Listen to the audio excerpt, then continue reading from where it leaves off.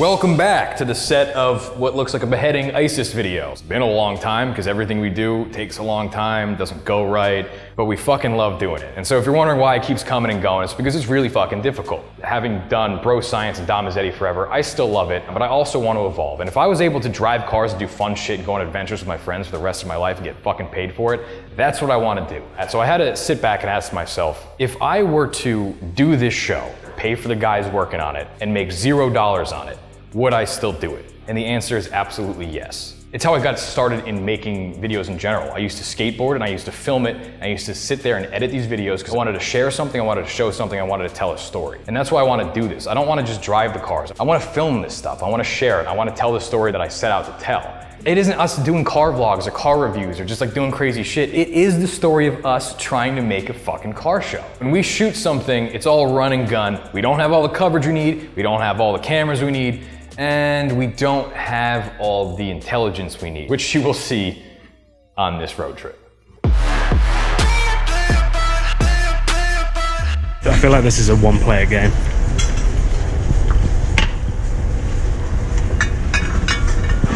Okay, now it can be a two-player game. Cheers, buddy.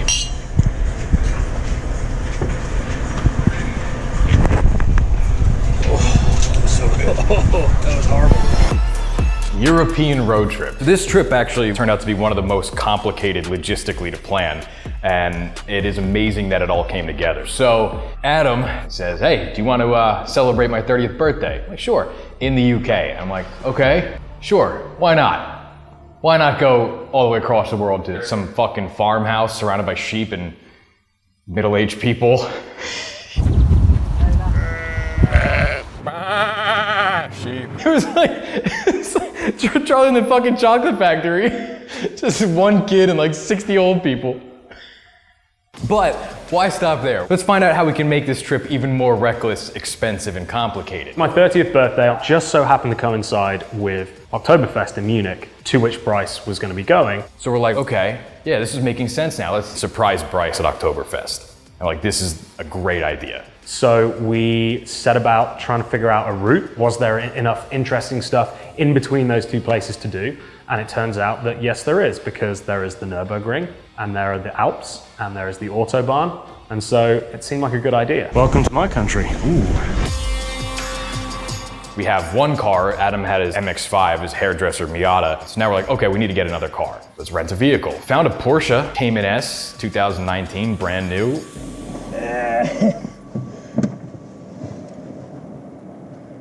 Yeah, this feels weird. Mike's never driven in the UK before, which means he's never driven on the left-hand side of the road and he's never sat as a driver on the right-hand side of the car. So he's currently in there like a frustrated chimp, looking at all the panels like, what do I do? Am I even in drive? Nope. Now I'm in drive. Instantly, I sit down and I'm like, this is gonna be tough. So do you know what you're doing? Yeah, not really, but yeah, no, I got it. Yeah, the car's in drive and I'm on the wrong side. You got the damage collision waiver, right? Yeah. After a weekend of some of the heaviest drinking I've done, Adam's 30th. All right, now let's start this fucking road trip to Germany to end it with some of the heaviest drinking I've ever done. Sure, why not? Hey, you don't wanna fight with a boss. Left, right, and I'm writing you off. Spit 16 and frighten you off. So right now we are on our way to the Eurotunnel, and that is the train that goes underneath the English Channel and pops us out into France. This is really throwing Mike in at the deep end because he's got straight into a car that he's never driven before on a side of the road he's never driven on before. All right, yeah, it's definitely weird being on the other side of the car. I've been a passenger for quite a while with Adam, so I've sort of gotten used to seeing it. Oh, he's so close to the left side. Oh, he is. He is. Oh, he's so close. It definitely feels very backwards. Oh, he's got it now. Oh, no, he doesn't. He's definitely on the other side of the road. And I have very little perception of the width of the car because you're used to looking at the white line from this side. Now it's on this side. It's like a pinball machine. He's just like pinging off either white line. Then you gotta locate the cars where you think they're coming from, but they're not. Oh, he's on the white line. He's 100% he'll get pulled over because the police will think he's drunk. Now we're in a circle and I don't know what I'm doing. Fuck off, let's go. I should tell him that. I'm not going to. So this is like trial by fire. If he can get through this, he can get through the rest of the trip. Oh my fucking God! Oh boy. Oh, shit! It's so confusing. I can't even fucking find the pedal. Left, stay. I just hit those trees. Why is it fucking all the way over there? Fucking battery's dying. A little bit of merge here. Can't see shit. Whatever. Shut up. Here's the next thing, can Mike park it? I already fucked that up. No, the answer is no. No, he can't. Where's my reverse? That's park. That's reverse. You having a little problem there, mate? So hilarious. What a douchebag. Turn this thing off. Monsieur, le passeport, s'il vous plaît. I knew we had to drive the car onto a train, and I wasn't really thinking about what the train would be like, and I just assumed it was gonna be like a big old wide fucking train where people drive cars onto, like not a big deal. Have you got any firearms? You gotta declare them there. Thanks, buddy. Look how narrow this is for Mike to thread the needle through. Oh, did he hit it? Did he hit it? That sounded like all tire, so I think we're all right. Jesus Christ. I probably didn't tell Mike as much as he should have known about how you have to get onto the Eurotunnel. We crest this hill and I see the train and I see the entrance door. Oh man, driving this thing onto the train. Oh no. And it's like driving onto like a cattle car. It's basically an old rickety double-decker carcass sort of strapped loosely to some railroad tracks, and to drive the car onto it, you have to navigate a pretty narrow passageway. Godspeed, buddy. Good God. Let's see if he can do it. Can he do it? Oh, he's up the curb. He's down the curb. Good fucking God. What is this? This is my nightmare right now. For Christ's sake. Ah! Dollar signs are rolling around in my head as I'm racking up how much damage I've done to these wheels. This is truly awful. He's basically turned his car into a train at this point. Just keep it steady. Fuck! Fuck! So it's like beeping here, I'm like, am I too close there? And I like overcorrect and bang into that one. It was like bowling with the bumpers up. I think I'm like on the wall right now. Oh, this is such bullshit. I'm all over the place. Mike is the most competitive person I think I've ever met in my life. So fucking stressful. If Mike isn't good at something, he starts to like, short out a little bit. Fucking what can't I drive on this side of the car? And we gotta drive like the whole fucking length of France like this. Oh, just let us stop, please. I got out and these guys who were behind me the entire time are just like shaking their head, talking about how much damage I did to the car. Big damage? No, not big damage. Not driving good, my friend. He was like, oh, you never drove before? I'm like, fuck you, guy. No, that's fine. That's fine. Here is no fine. That's fine. It was mainly like tire gunk or whatever, except for a couple of dings. It's fine. It's fine. It's fine. Oh, fuck. Yeah, now I'm super disoriented now. So that's good. A couple hours later, we're in France, we need to eat something. I don't want to just stop at a roadside place, to stop at like a scenic spot. Let's see some shit, let's make this a road trip. Dunkirk, great, I've seen the movie. Well, yep, this is Dunkirk, France. Not really much else to say at the moment. It was Monday at 3 o'clock in the afternoon. Everything was closed. All the places to eat were closed. We walked to one restaurant, closed. We walked around the corner to another one, closed. What are you guys doing here? Who works here? Who eats? We thought we were going to stop in Dunkirk, but turns out it is quite the shithole. So we drove pretty much around the entire thing. It was just another exercise in me panicking and nearly hitting traffic. What the fuck? What is happening? Only to find that nothing was open. So, what did we eat? Why does it smell? Why does it smell like that? When's the sell-by date on this? Oh, it smells so bad. Why does it smell like that? It does smell weird. Oh, what? Things just smell in here at the moment. Where's out? No, I think it's outside. Ugh, God. All right, here we go. Back onto the motorway. Next stop, Nurburgring.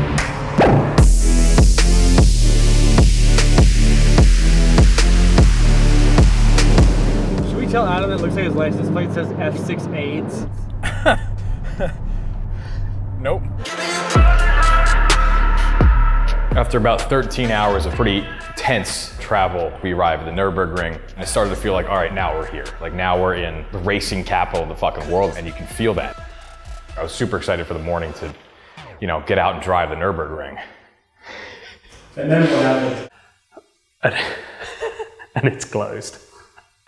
When we were planning this, we were trying to cram a lot. So we got Adam's 30th. Then Bryce is gonna be at Munich for these set days. So there are only 2 days we could go to the Nurburgring were Monday and Tuesday. And what do you know? The only 2 days the Nurburgring was closed, Monday and Tuesday. So we go all the way across the world, go to the fucking Nurburgring, only to not be able to drive it. We figured we gotta film something, we gotta drive. We decided to find the abandoned Nurburgring, which was basically just like driving through the woods.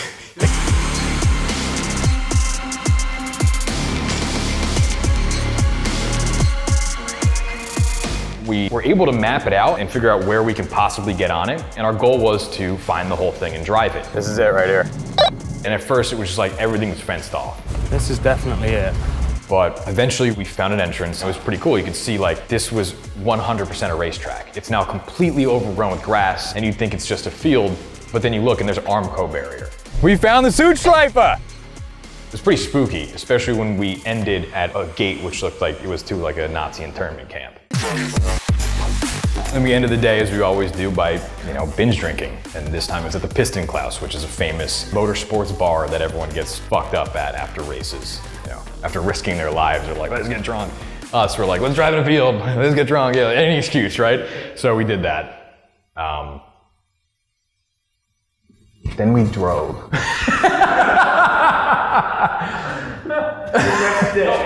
I got drunk, and then Nick drove the rest of the night. So after we had the fail at the Nurburgring with not being able to actually drive the track, I wanted to make sure that the guys got to see some amazing roads. The way from the Nurburgring to Munich is just highways. It's not that interesting. So instead we decided to go into the Alps, open the cars up some more, see some scenery that isn't Dunkirk, and then into Munich. Get fucked up. Surprise Bryce. Get fucked up. We are in the Alps at some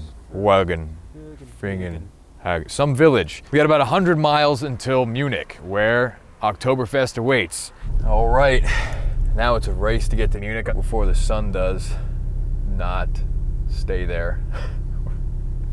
We get to the foothills, and ahead of us is this ribbon of perfect asphalt that just winds its way up to this beautiful snow-capped peak. This is the type of stuff I wanted to come to Europe to drive for. Mountain passes, open roads, open fields, not a car in fucking sight. We're sitting at the intersection, Adam's in front, and I don't know what he's doing. Let's go, Adam.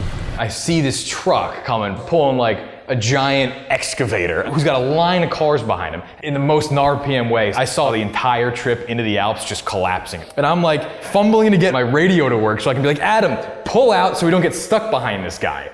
Adam, gotta move on before, too late. By the time he managed to like chirp something up. There's the video.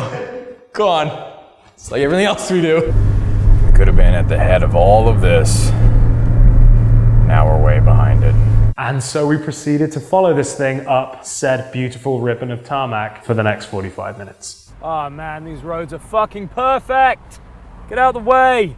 We were moments away from missing this truck. Ugh, it's like he's going slower. Some of the best roads I've ever seen, and I'm doing it at like 10 miles per hour. stuck behind this truck, who had every option to get out of the way. If this guy doesn't let us past here, he's a fucking scumbag. Stay there, you fuckface. No, you fucking douchebag, what are you doing? What an inconsiderate little prick. Fuck's sake.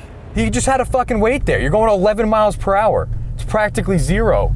There was a moment when there were these turnouts, most of them not big enough to get around the truck. I saw this minivan just tank it down one of these turns. This guy's trying to cut him off. Oh, what a legend, get it? This guy just pulled an awesome move. Look at him go in that van. Oh man. He mobbed the curb, like he was like three-wheeling, and he just pulls right out in front of the truck. I'm like, this guy's a hero, and next time we see one of those, we gotta do it. All right, there is another parking thing coming up, so be prepared to whip through it. Copy that. All right, let's see if we can do what the van did. Sure enough, this thing turns up. Oh, here we go, here we go. There's families having picnics, there's dogs running around, butterflies flying around the bushes, and all of a sudden, 3 cars just come hurtling through. Go faster, guys. Yes. And we bounce out the other side, and we made it. Oh, I think we've done it. We've done him. We've done it. We did it. Yeah. That's right. Let's fucking Good go. job. And we had all of this mountain ahead of us to really enjoy it. Eventually. But look at that. Oh my God. Look at that. Look at this little town here. Well, Gency.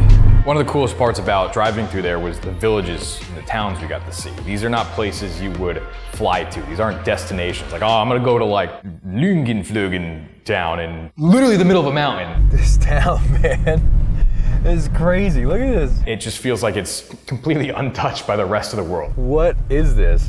Who lives here? I don't think anyone in this town has ever raised their voice once.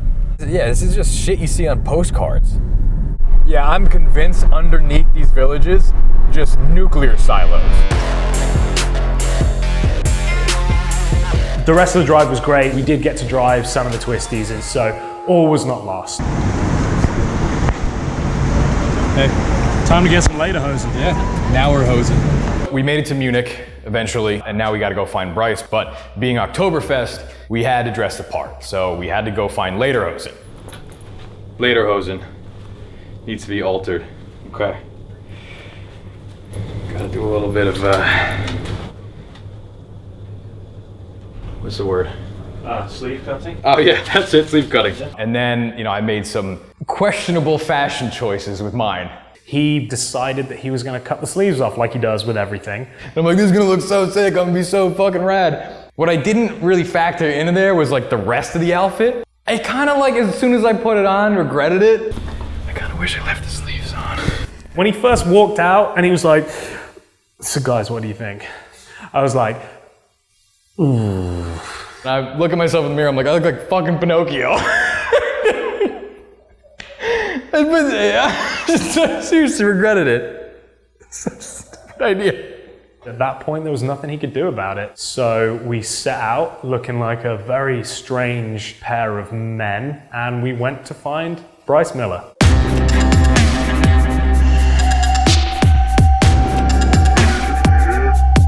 The biggest part of this trip was to surprise Bryce at Oktoberfest. If we were not successfully able to surprise him, all out the fucking window. I feel like finding Bryce might be more of a challenge than we think. Yeah, I think so. And we not just have to find him, but find him before he finds us. Yeah. And we kind of stand out a little bit. I would say that One of us might stand out a little more than the others. I'd say your level of standing out is that of a ballet dancer's cock. It's pretty obvious. It's pretty obvious it's me. So months prior, Adam had been texting Bryce's girlfriend. And I had shared her location with me so that when we got to Oktoberfest, I was able to see exactly where they were. So once we had his location, we were just walking around like trying to find the tent that they were in. Okay, so watch out for the horse shit. I would say that the ratio of lederhosen to regular clothes, it's pretty low on lederhosen. Yeah. I'm glad that we did this. I'm glad that we're bolstering the numbers. Yeah.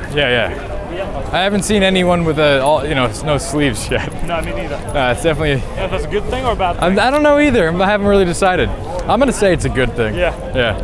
Alright, so we go all the way. All right. And I also thought, I'm like, am I being disrespectful? Am I like, is this some sort of like cultural thing that like in doing this, I'm being disrespectful? And I asked Adam, he goes, it's a festival celebrating getting shit-faced. I think you're fucking fine. The looks I was getting though, sewed a different tale. Yeah. Okay, so this looks like Bryce's tent.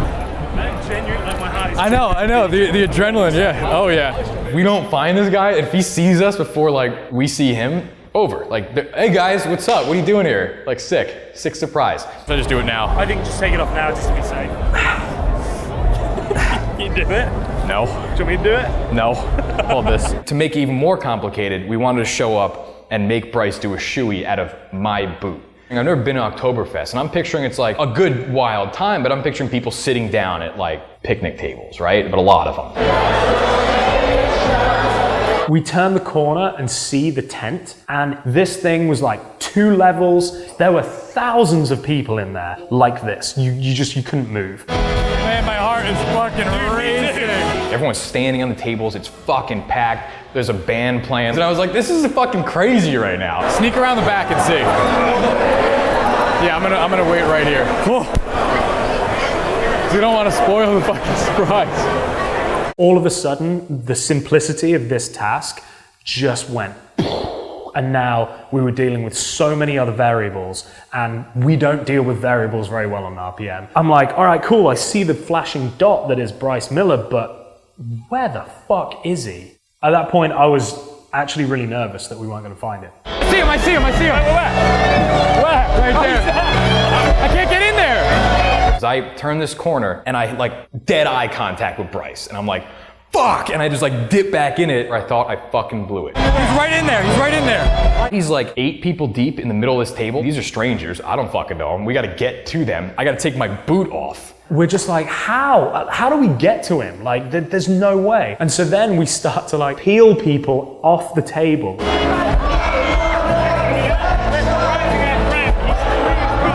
Can't hear anything. Everyone's fucking drunk. There's beer going everywhere. Like, it's just a complete nightmare. Ready? Here we go. Somebody order a chili! Hey! Give me that beer! Give me that beer!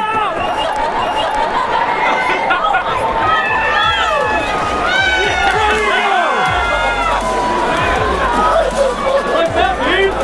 Dude, what the fuck?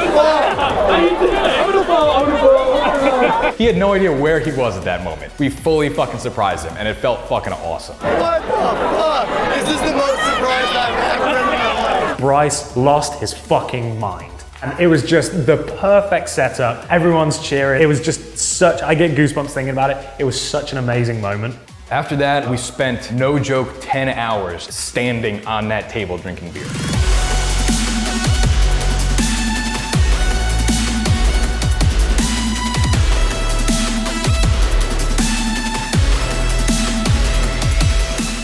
When all is said and done, looking back on this trip, I'm honestly shocked all this worked out. It started as like this kernel of an idea, but then slowly it just snowballed into Nurburgring, Munich, surprising Bryce, multiple country road trip. There were so many things that could have gone wrong. We almost missed our train. Dunkirk was a shit show. We couldn't drive the Nurburgring. Like, there were just all of these things that didn't work. The car, the truck that we got stuck behind, that definitely was my fault. You know, all of these things happened. But when we saw Bryce and we surprised him and we saw the look on his face, none of that mattered. It was awesome. I wouldn't want it to go any other way. Whenever we do this stuff, we're given an opportunity, and because of the way we do it, it's not gonna be planned out, but it affords us this chance to wing it, and that's some of the most fun we have. All right, welcome back to the World's Worst Car Show. In this episode, we feature absolutely no cars, and I couldn't be happier.